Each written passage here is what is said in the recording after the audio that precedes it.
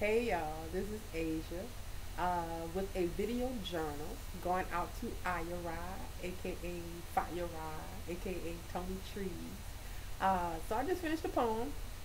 Ink is not even dry on the page, so here it is. I got a joke for you, but I have to warn you that I'm not too good at telling jokes. Okay, so how many poets does it take to change a light bulb? None. They shine bright enough without one.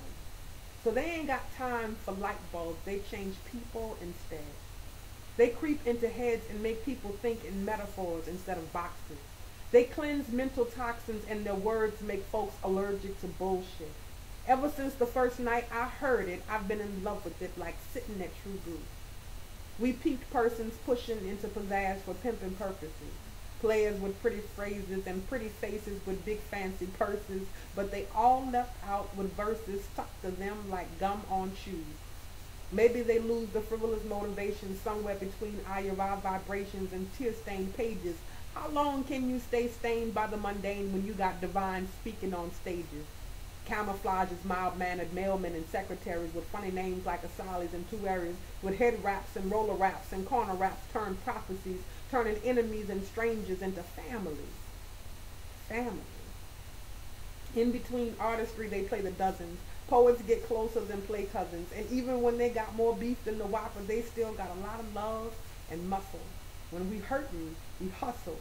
So even when he say that she say at full day on a two-way, and they don't speak for 2 weeks, or he won't spit at your spot, or she mad about some dude that she got, when the rain falls, poetry opens like an umbrella. And we never face storms alone. Some packed up a bag of nothing just to sit close to this fire again, and some still ain't made it home. But wherever they've been, they still get filled at 12 a.m. when they start missing a Friday night soul break.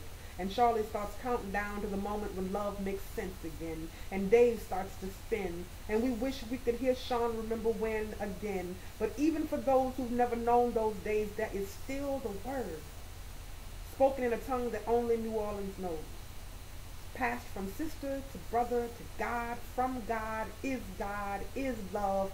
This I speak of is the tie that binds, that finds these souls. The broken become whole, or at least begin to see the pieces releasing the demons. Even when it seems it is all just a show, we know what these words can do. Casual acquaintances become sisters, and open mic lists become family reunions. All this just proving that a family of poets is somewhere between water and blood, and maybe that's just the definition of love despite the bullshit. But whatever we are, we can see the funny little light that shines from us. Funny because it shines regardless, and it certainly ain't no joke. Peace out.